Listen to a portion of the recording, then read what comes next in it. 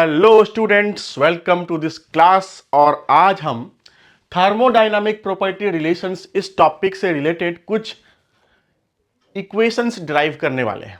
पहला वाला internal energy as a function of temperature and volume, ये हम ड्राइव करेंगे। और फिर हम ड्राइव करेंगे enthalpy as a function of temperature pressure. फिर हम दो टीडीएस इक्वेशन ड्राइव करेंगे, जिसमें एक टीडीएस इक्वेशन टेम्परेचर और वॉल्यूम के फंक्शन में होगा और दूसरा टीडीएस इक्वेशन टेम्परेचर प्रेशर के फंक्शन में होगा।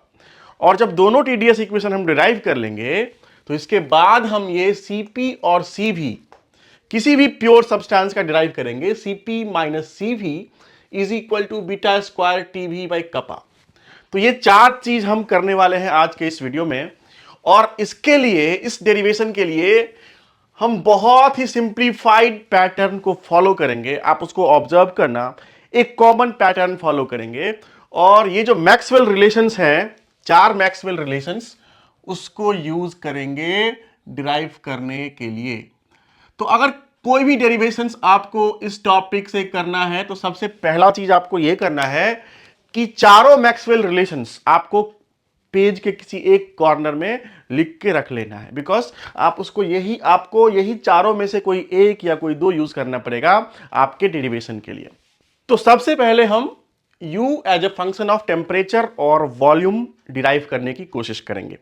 तो आप ध्यान देना, जो हम पैटर्न फॉलो करेंगे, सेम पैटर्न हम हर डेरिवेशन के लिए फॉलो करेंगे, एग्जैक्टली सिमिलर पैटर्न। तो आप उसको ध्यान देना। तो हमें निकालना है U as a function of T and V। तो हम क्या करेंगे, हम इसको डिफरेंशिएट कर देंगे और लिख देंगे du। अब देखो, U किसका फंक्शन है? दो वेरिएबल, टेम्परेचर और वॉल्यूम, दोनों का फंक्शन है। तो कैसे डिफरेंशिएट करते हैं? पहले एक के रिस्पेक्ट में डिफरेंशिएट करते हैं, दूसरे को कांस्टेंट रखते हैं। फिर दूसरे के रिस्पेक्ट में डिफरेंशिएट करते हैं और पहले को रखते हैं कांस्टेंट। तो हम क्या लिखेंगे? पहले U को पार्शियल डेरिवेटिव टेम्परेचर के रिस्पेक्ट में कर देंगे, वॉल्यूम रखेंगे कांस्टेंट और ये dt यहां मल्टीप्लाई करेंगे।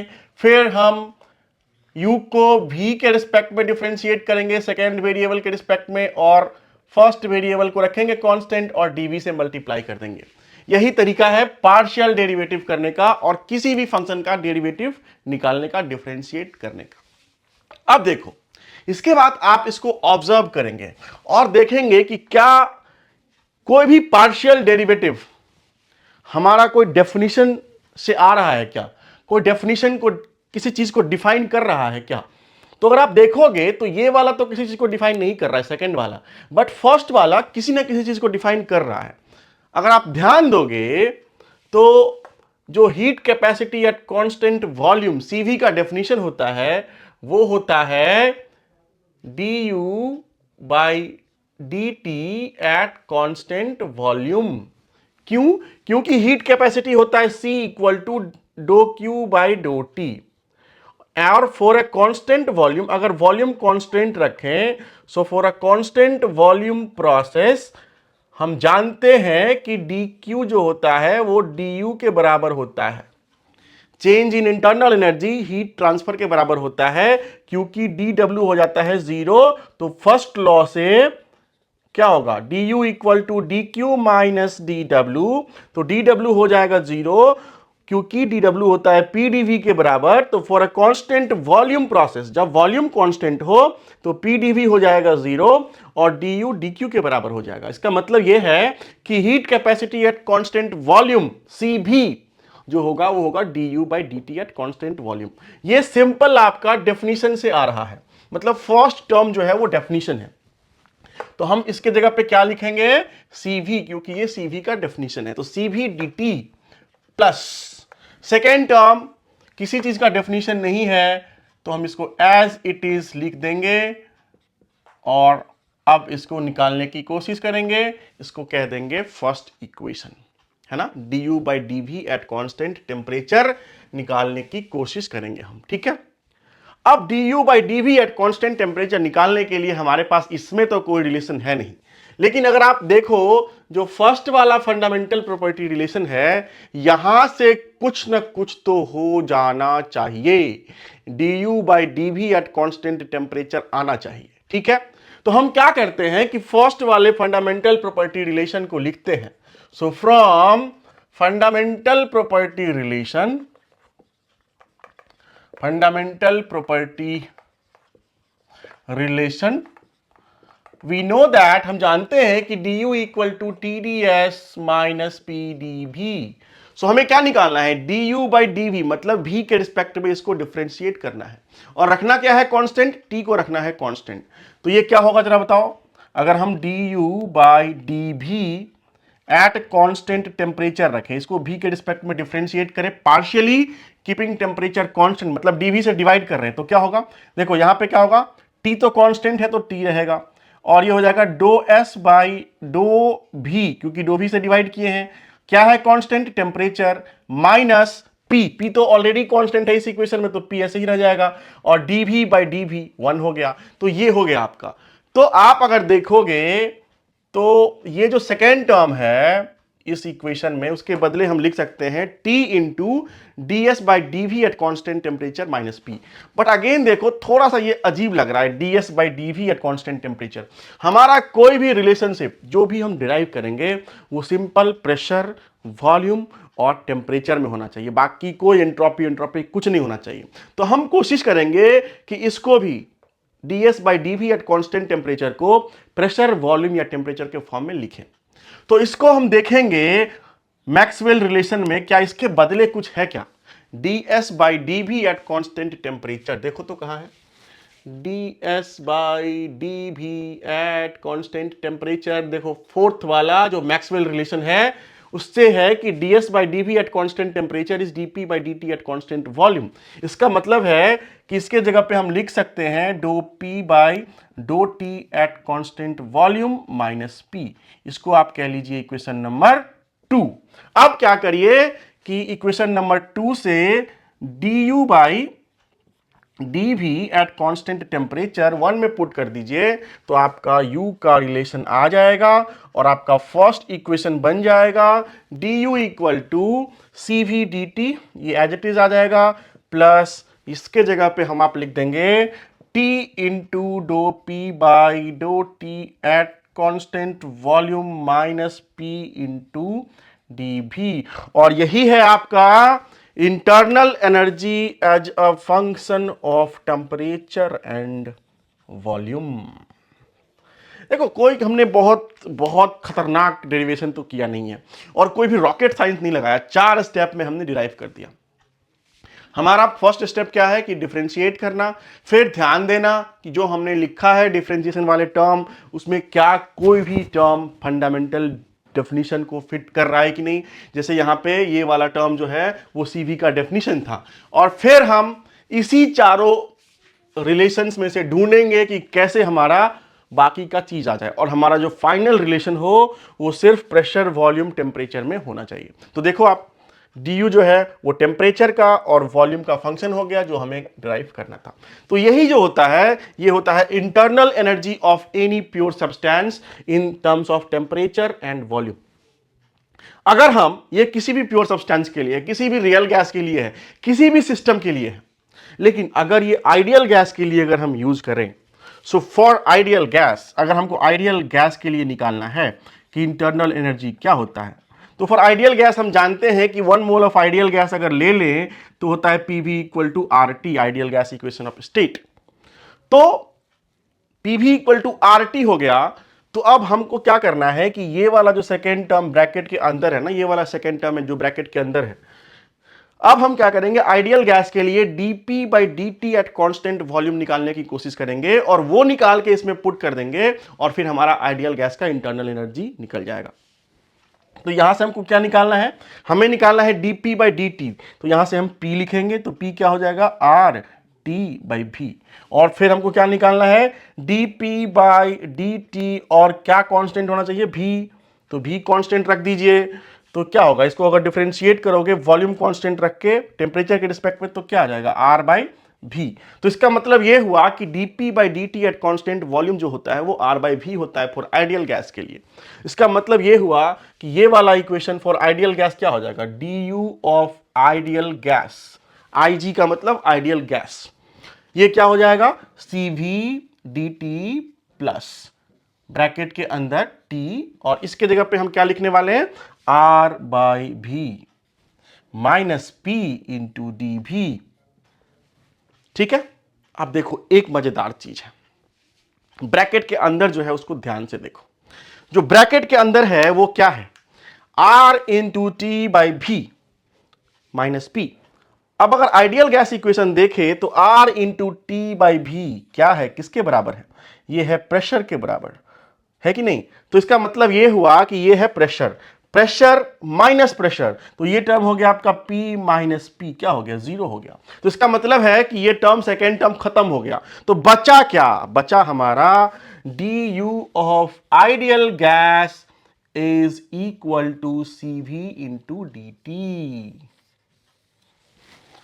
ये जो फर्स्ट वाला रिलेशन हमने डिराइव करा है वो है किसी भी प्योर सब्सटेंस का, रियल गैस का इंटरनल एनर्जी का रिलेशन जो टेम्परेचर और वॉल्यूम दो वेरिएबल पे डिपेंड करता है।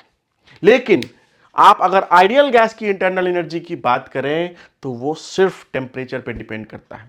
तो गेट एग्जाम में ये क्वेश्चन आता है, internal energy of real gas is a function of, option A temperature only, मैंने रियल गैस की बात की है, option B temperature and volume both, option C volume only, option D none of these. कौन सा correct होगा। अगर आप रियल गैस के लिए देखें जनरल इक्वेशन तो ये बोथ टेम्परेचर और वॉल्यूम का है फंक्शन, सिर्फ टेम्परेचर का नहीं है। आइडियल गैस का इंटरनल एनर्जी सिर्फ टेम्परेचर का फंक्शन होता है, टेम्परेचर चेंज होने से ही आइडियल गैस का इंटरनल एनर्जी चेंज होता है। लेकिन जब रियल गैस की बात करते हैं तो उसमें होता है मॉलिक्यूलर अट्रैक्शन, और जब मॉलिक्यूलर अट्रैक्शन होता है तो उसके कारण से भी इंटरनल एनर्जी पे फर्क पड़ता है। तो इस कारण से इंटरनल एनर्जी किसी भी रियल सब्सटेंस का, किसी भी प्योर सब्सटेंस का, किसी भी रियल गैस का, किसी भी रियल सिस्टम का सिर्फ टेम्परेचर पे डिपेंडेंट नहीं होता, उसके साथ दूसरा वेरिएबल वॉल्यूम आ ही जाता है। और जब टेम्परेचर वॉल्यूम का फंक्शन हो गया दो का एक साथ, तो प्रेशर का भी फंक्शन हो जाता है। इसका मतलब है कि रियल गैस का इंटरनल एनर्जी टेम्परेचर वॉल्यूम या फिर टेम्परेचर प्रेशर दोनों का फंक्शन है। तो ये हो गया आपका इंटरनल एनर्जी प्योर सब्सटेंस के लिए और रियल गैस के लिए। अगर इसी इक्वेशन को, जो हमारा ये वाला इक्वेशन है, इक्वेशन नंबर 3, इसको अगर हम लिक्विड के लिए लिखना चाहें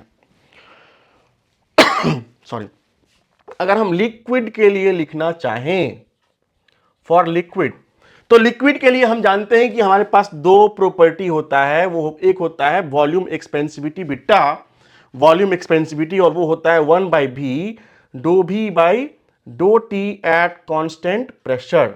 और दूसरा जो प्रॉपर्टी होता है काप्पा, वो होता है 1/v माइनस साइन डो भी by dough P at constant temperature. तो अगर हम बीटा बाई काप्पा निकालें यहां से तो वो हो जाएगा, देखो डो भी कट जाता है और फिर ये हो जाता है dough P by dough T at constant volume. ये आपको याद करना पड़ेगा। किसी भी लिक्विड के लिए DP by D T at constant volume जो होता है वो होता है बीटा बाई कप्पा। तो इसका मतलब ये हुआ कि जो आपका टर्म है, सेकेंड वाला टर्म, ये वाला, ये क्या है, बीटा बाई कप्पा है। तो ये लिक्विड के लिए क्या हो जाएगा, D U equal to C V D T plus T into beta by kappa minus P into D V. ये जो डेरिवेशन है वो है लिक्विड के लिए। किसी भी लिक्विड के लिए बीटा और कापा के टर्म में, वॉल्यूम एक्सपेंसिविटी और आइसोथर्मल कंप्रेसिबिलिटी के टर्म में अगर आपको इंटरनल एनर्जी निकालना है तो फर्स्ट वाला डेरिवेशन हमने तीन चीज के लिए कर दिया, आइडियल गैस, किसी भी प्योर सब्सटेंस, किसी भी सब्सटेंस, और ये रियल गैस। तो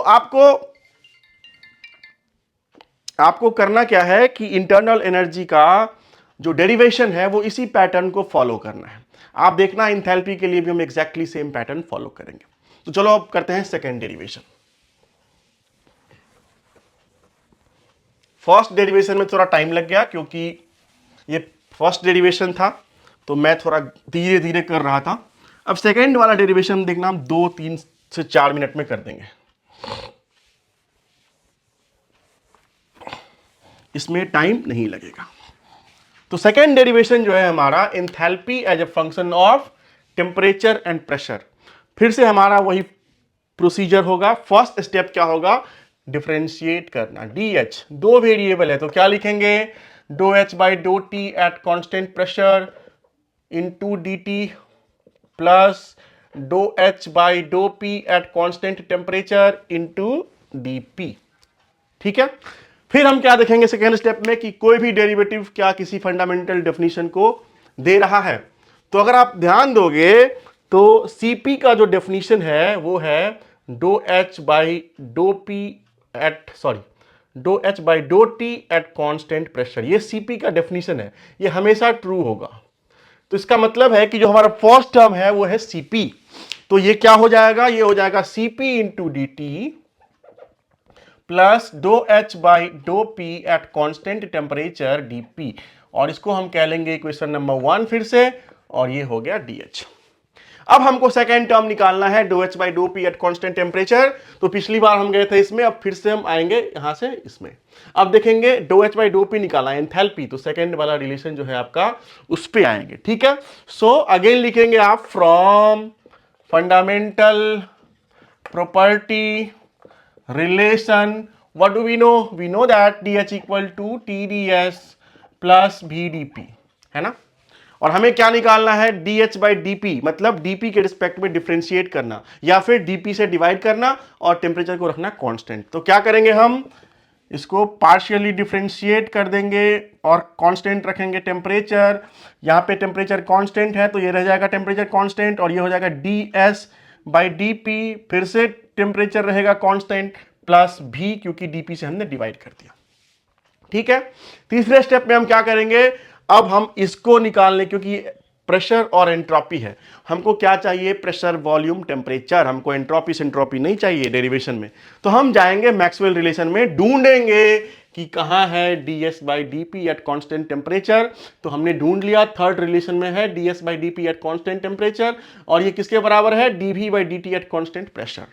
तो इसके जगह पे हम लिख देंगे dV by dt at constant pressure plus v, और ये हो जाएगा हमारा इक्वेशन नंबर 2।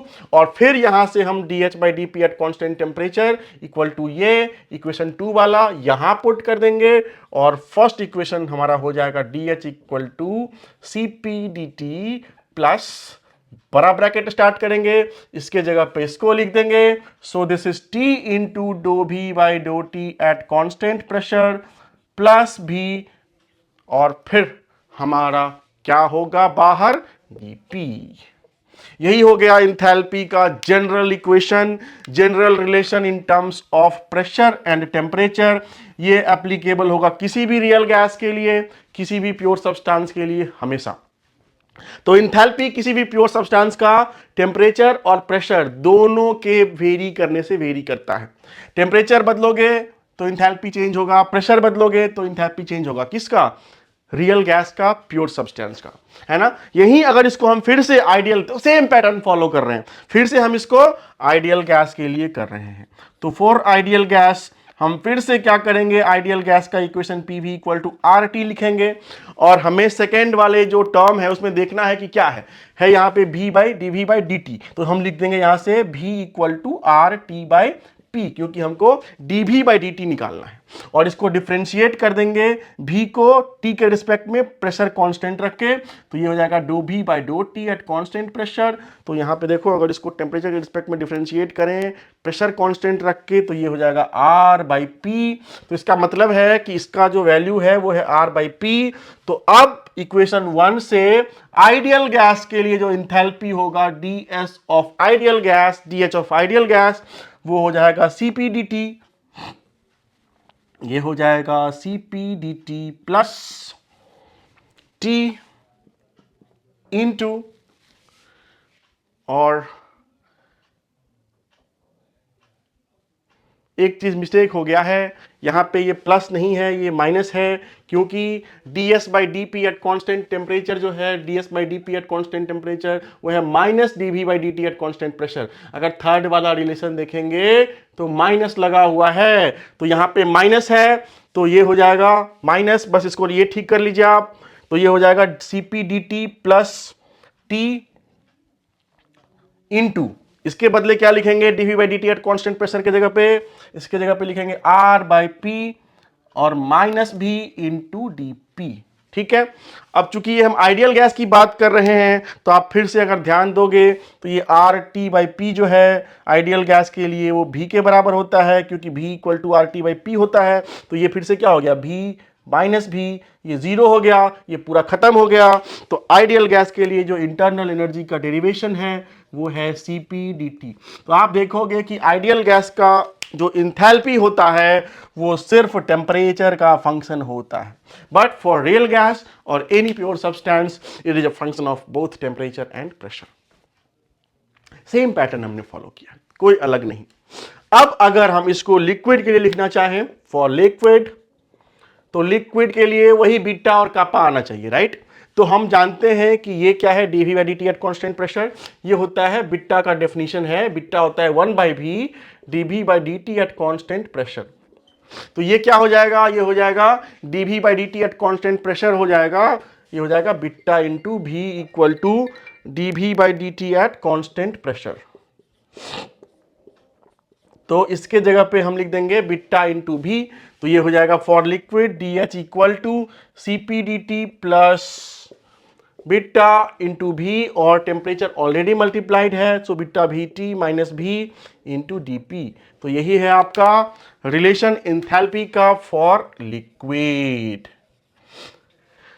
सिमिलर पैटर्न, कोई भी डिफरेंस नहीं। सबसे पहले डिफरेंशिएट करो, पार्शियली चेक करो कि कोई डेफिनेशन फिट हो रहा है क्या, फिर इसमें जाइए मैक्सवेल रिलेशन में और देखिए कि कौन सा है, इंथैल्पी निकालना है तो इसको फिर उसको डिफरेंशिएट कीजिए। मतलब आपको एक टारगेट पता है और आप एक कॉमन पैटर्न को फॉलो करके डेरिवेशन कर रहे हैं। तो ये हो गया सेकेंड डेरिवेशन। अब हम बात करते हैं TDS इक्वेशंस का। तो TDS इक्वेशन क्या है, हमारे दो TDS इक्वेशन होते हैं। One is enthalpy as a function of temperature volume and other one is enthalpy as a function of temperature and pressure. तो यही दोनों हम एक एक करके ड्राइव करेंगे, और जब वो दोनों ड्राइव हो जाएगा तो वो दोनों TDS इक्वेशन आएगा, और उसी TDS इक्वेशन को डिराइव करके हम फिर लास्ट वाला डेरिवेशन करेंगे CP minus CV equal to beta square TV by kappa. तो सबसे पहले हम क्या करते हैं, फर्स्ट TDS इक्वेशन डिराइव करने के लिए, फर्स्ट TDS इक्वेशन को डिराइव करने के लिए हम लिखेंगे entropy as a function of temperature and volume. फिर हम करेंगे सेकेंड TDS इक्वेशन को डिराइव, और वो होगा entropy as a function of temperature and pressure. और जब ये दोनों डिराइव हो जाएगा फिर हम ये लास्ट वाला डेरिवेशन करेंगे। तो सबसे पहले ये करते हैं, वही पैटर्न फॉलो होगा। हम फिर से करेंगे डिफरेंशिएट, लिखेंगे डो S by dough T at constant volume into dt plus डो एस बाई डो भी at constant temperature into dv। Same pattern. अब ढूंढेंगे कि कहां से आएगा भाई डो S by dough T at constant volume, कैसे आएगा, क्या करें, क्या करें बताओ। बहुत सिंपल है, देखो हमको क्या निकालना है, do S by dough T at constant volume. आपको इसमें नहीं दिखेगा कहीं पे, देखो इसमें नहीं दिखेगा, डो S by dough T at constant volume कहीं से नहीं दिखेगा आपको फर्स्ट वाला टर्म, बट ये दिख जाएगा आपको, डो एस बाई डो भी एट कांस्टेंट टेम्परेचर दिख जाएगा, डो एस बाई डो भी एट कांस्टेंट टेम्परेचर चौथे वाले मैक्सवेल इक्वेशन से दिख जाएगा। मतलब आप इसके जगह पे direct dp by dt at constant volume लिखोगे, लेकिन ये वाला आपको अभी निकालना पड़ेगा, राइट। तो आप इसको कह लीजिए इक्वेशन नंबर 1, ठीक है।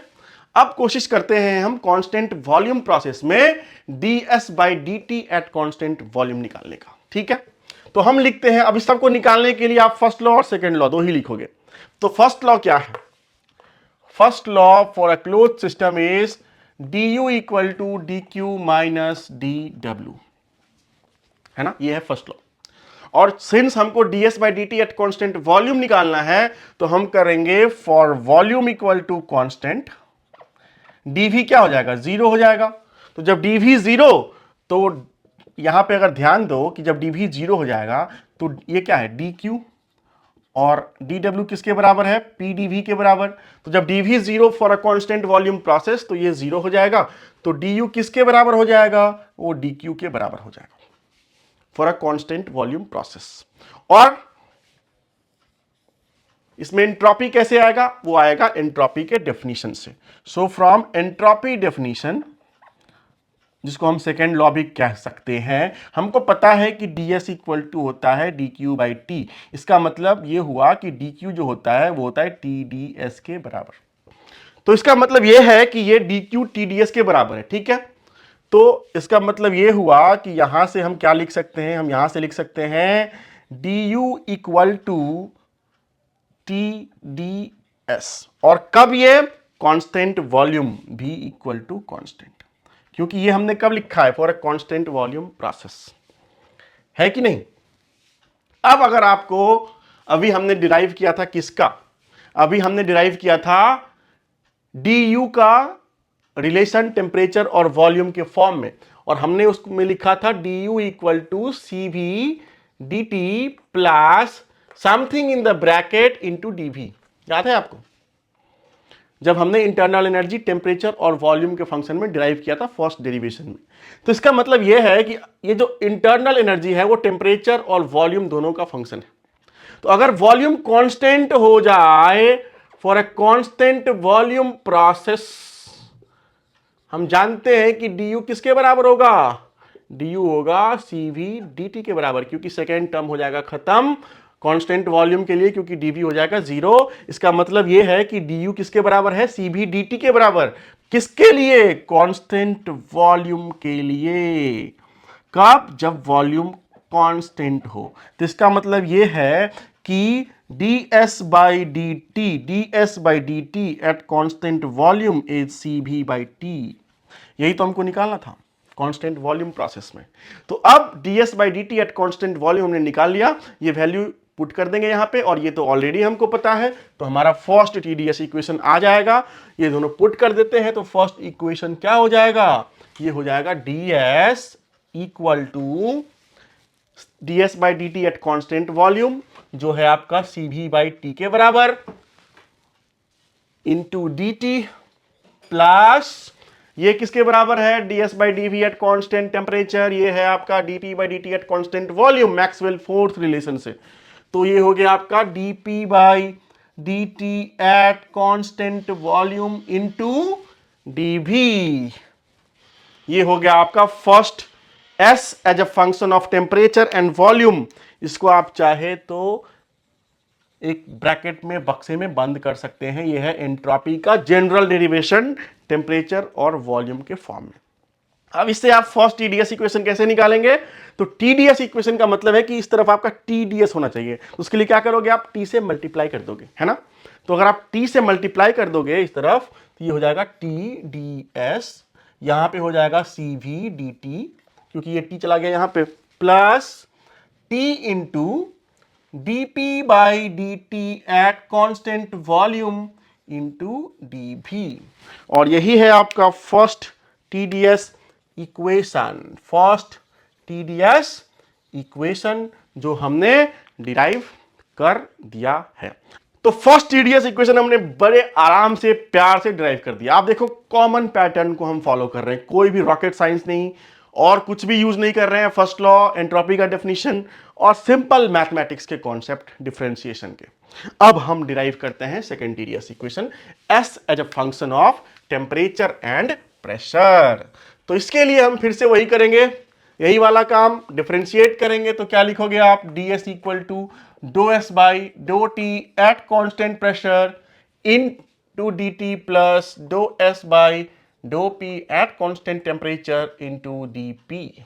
सेम चीज फिर से नजर मारेंगे हम मैक्सवेल रिलेशन। देखो तो हमारे पास कहीं पे डो S by dough T at constant pressure है क्या? डो S by dough T at constant pressure ये तो नहीं लग रहा है, लेकिन ये होगा पक्का डो S by dough P at constant temperature. देखो थर्ड वाला ये है minus D V by D T at constant pressure. तो ds किसके बराबर हो गया? डो S by dough T at constant pressure into D T plus ये किसके बराबर है? ds by D P at constant temperature, ये है dv by D T at constant pressure with minus sign. तो minus dv by D T at constant pressure into dp। इसको कह लीजिए इक्वेशन नंबर 1 टीडीएस का, मतलब इसको ड्राइव करने का इक्वेशन 1। ये इक्वेशन 1 और ये इक्वेशन 1 अलग है। है ना।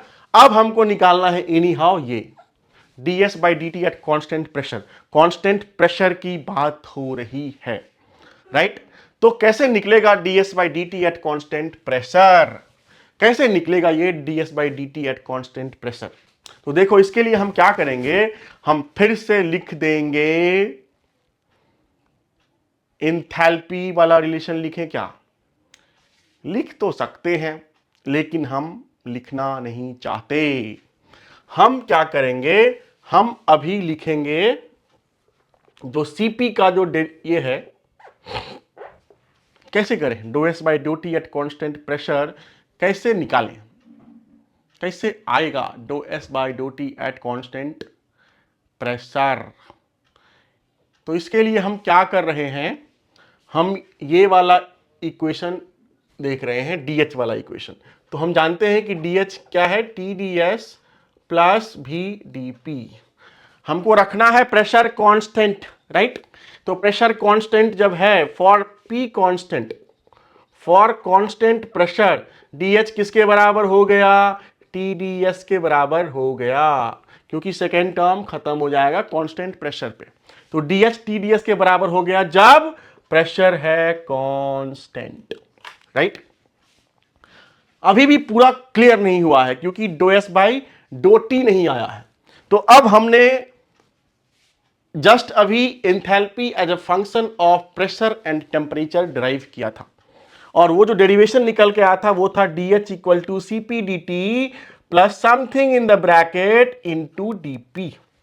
आप अगर चेक करोगे तो क्योंकि प्रेशर कांस्टेंट की बात हो रही है तो डीएच जो होगा कांस्टेंट प्रेशर पे वो सीपीडीटी के बराबर होता है, क्योंकि सेकेंड टर्म खत्म होकर जीरो हो जाएगा, क्योंकि जब प्रेशर कांस्टेंट है तो डीपी जीरो, तो ये पूरा टर्म जीरो। तो इसका मतलब है जो डीएच है वो कांस्टेंट प्रेशर में सीपीडीटी के बराबर होता है। तो इसका मतलब ये है कि इससे और इससे क्या निकल के आता है, D H equal to C P D T and D H equal to T D S. तो इसका मतलब ये हुआ कि we know that at constant pressure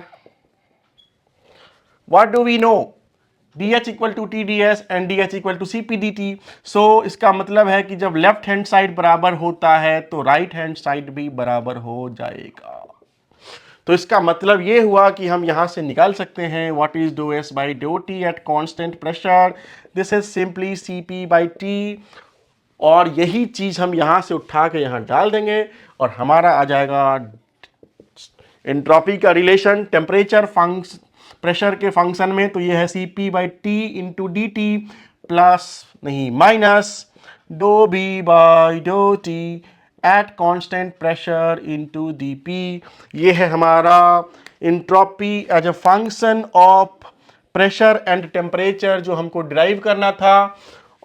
और इससे जब हमको TDS इक्वेशन सेकेंड निकालना है, so for second TDS equation फिर से इस तरफ टेम्परेचर होना चाहिए, तो T से मल्टीप्लाई कर दोगे तो ये हो जाएगा TDS equal to C P D T, और यहाँ भी T से मल्टीप्लाई हो जाएगा dV by D T at constant pressure dP।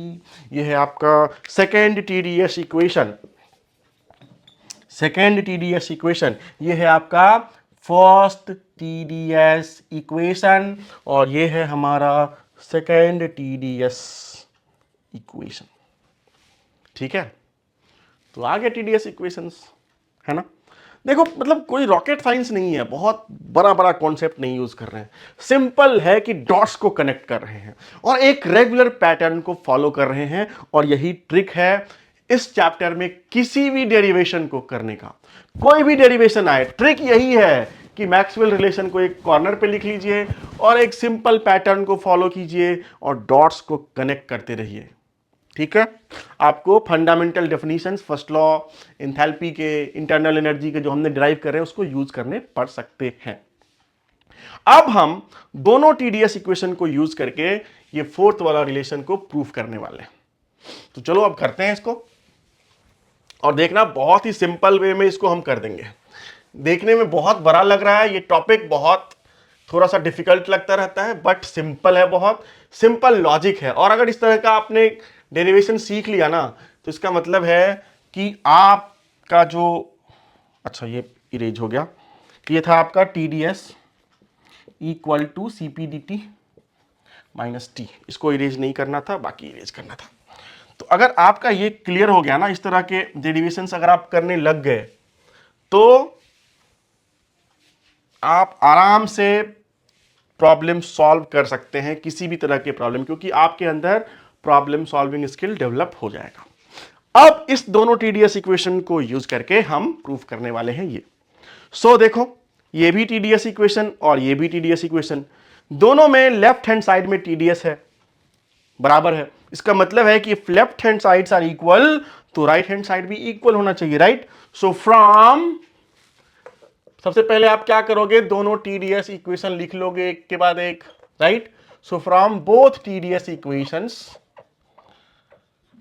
Right, हम क्या करेंगे, राइट हैंड साइड को इक्वेट कर देंगे। तो पहले इसका राइट हैंड साइड लिखते हैं, CvDT plus T into DP by DT at constant volume DV equal to ये वाला CpDT minus T into DV by DT at constant pressure DP। ठीक है, ये आ गया, क्योंकि लेफ्ट हैंड साइड बराबर तो राइट हैंड साइड भी बराबर। आपको लाना क्या है, आपको लाना है Cp माइनस CV। तो Cp माइनस CV को एक तरफ कर देंगे, बाकी को दूसरी तरफ कर देंगे। देखो, तो इसको अब हम यहां लेके जा रहे हैं और इसको यहां से उठा के यहां लेके आ रहे हैं, ठीक है। तो हम लिख रहे हैं Cp और CV को एक साथ, तो क्या होगा, देखो ये हो जाएगा Cp minus CV into DT, दोनों में कॉमन है DT, और फिर ये आ जाएगा इस तरफ, प्लस हो जाएगा, तो इस दोनों को प्लस कर देते हैं। तो ये हमारा हो जाएगा TdP by dt at constant volume into dV plus T into dV by dt at constant pressure into dP। होगा कि नहीं, यस, यही होगा, ठीक है। अब देखो, इस तरफ तो हमारा Cp माइनस CV ही है, dt नहीं है, तो dt इसका मतलब है कि dt हमको इस तरफ करना पड़ेगा, तो दोनों तरफ हम dt से डिवाइड कर देंगे। तो अगर हम dt को दोनों तरफ डिवाइड कर दें तो ये हो जाएगा dv बाई dt पार्शियल, ये हो जाएगा dp बाई dt पार्शियल, और यहां से हट जाएगा ये dt, और ये आ गया आपका रिलेशन, ठीक है। अब देखो, Cp माइनस CV जो है वो दिस प्लस दिस है। पहले वाले में देखो dP by dt at constant volume है, और दूसरे वाले में देखो dV by dt at constant pressure है। मतलब या तो आप प्रेशर कांस्टेंट रख सकते हैं या तो वॉल्यूम कांस्टेंट रख सकते हैं, है ना। आप कोई एक कांस्टेंट रख दो तो आपका ये प्रूफ हो जाएगा। या तो प्रेशर कांस्टेंट रख दो, तो जब प्रेशर कांस्टेंट रख दोगे तो आपका वॉल्यूम कांस्टेंट नहीं रहेगा, जब वॉल्यूम कांस्टेंट रख दोगे तो आपका प्रेशर कांस्टेंट नहीं रहेगा। या तो आप वॉल्यूम कांस्टेंट रखोगे या फिर प्रेशर कांस्टेंट रखोगे। देखो हम कैसे करते हैं, बहुत ही सिंपल। तो पहले एक एक करके करते हैं। पहली बार में हम वॉल्यूम को कांस्टेंट रखते हैं और देखते हैं क्या आता है। कीपिंग वॉल्यूम कांस्टेंट, तो जब वॉल्यूम कांस्टेंट है तो dV इक्वल टू 0 हो जाएगा, ये ध्यान देना। तो जब वॉल्यूम कांस्टेंट रखेंगे तो जो हमारा इक्वेशन ये वाला है, अगर आप इसको इक्वेशन नंबर A कह लो, तो इक्वेशन नंबर A को हम कैसे लिख सकते हैं जब वॉल्यूम कांस्टेंट हो जाए, ये हो जाएगा Cp माइनस CV। और जब वॉल्यूम कांस्टेंट हो गया तो ये देखो dV by dt at constant volume, और ये हो जाएगा dV by dt at constant pressure, है ना। और यहां पे क्या है आपका हाँ, ये है आपका dP बाई dt, है ना। तो जब हम वॉल्यूम को रख देंगे कांस्टेंट तो ये क्या है, T into DP by dt at constant volume, और ये है D, क्योंकि वॉल्यूम कांस्टेंट रख दिए तो यहां V लग जाएगा और यहां भी V लग जाएगा ना। तो ये हो जाएगा dP by dt at constant volume, और ये है dV by dt at constant volume, और यहां पे आ जाएगा dV by dt at constant pressure, dP by dt at constant pressure.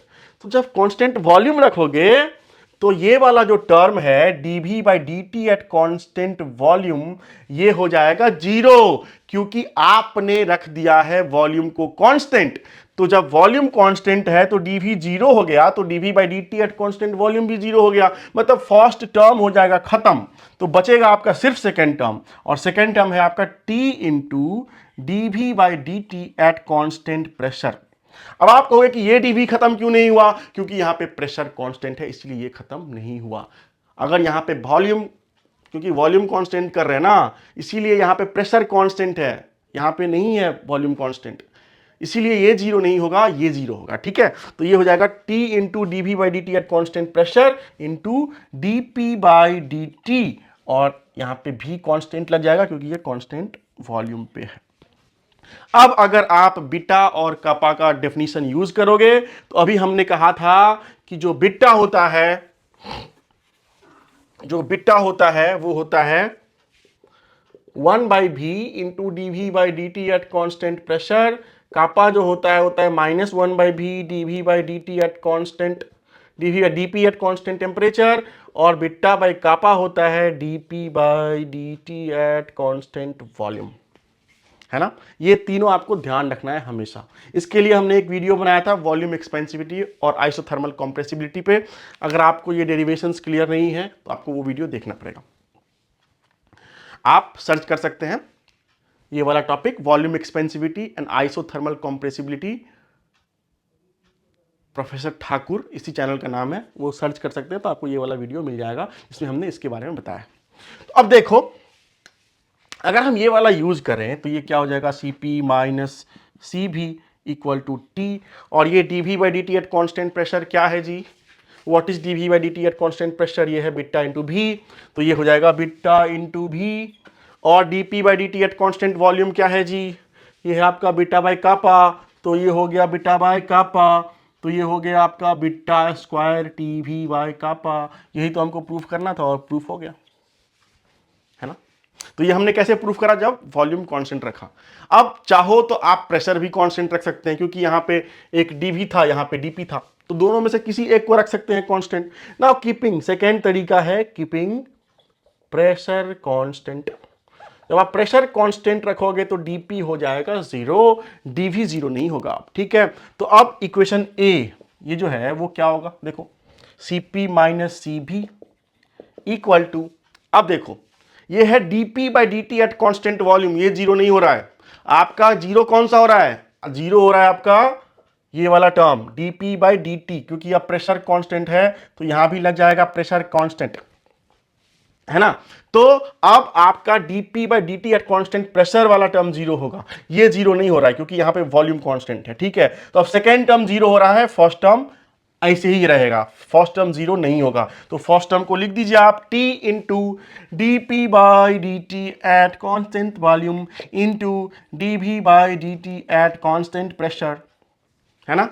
अब वैल्यू बस पुट करो, T ये क्या है, D P by D T at constant volume क्या है, बीटा बाई कापा, और सेकेंड वाला टर्म क्या है, D V by D T at constant pressure, D V by D T at constant pressure, ये है बीटा इंटू भी। तो यहाँ से भी हो गया, देखो beta square T V by kappa, और यही आपको प्रूफ करना था। ये प्रूफ जो है यूनिवर्सिटी एग्जाम से बहुत आते हैं, फॉर एनी प्योर सब्सटेंस और any liquid Cp minus Cv is equal to beta square T V by kappa. ये आइडियल गैस के लिए क्या होता है, Cp माइनस Cv ये होता है R के बराबर, but for real gas this is not equal to R। तो ये था आज का डेरिवेशंस, और सिंपल ट्रिक है, कुछ कॉमन पैटर्न है, ये चारों मैक्सवेल रिलेशंस आपको सबसे पहले लिखने हैं, और एक कॉमन स्टेप्स है उसको फॉलो करना है। कोई भी डेरिवेशन, कोई भी प्रॉब्लम इस टॉपिक के आप प्रूफ कर सकते हैं। सो आज के लिए इतना ही। अगर आप इस चैनल पर नए हैं तो इस चैनल को सब्सक्राइब करिए और इस वीडियो को लाइक और शेयर करें। Thank you for watching this.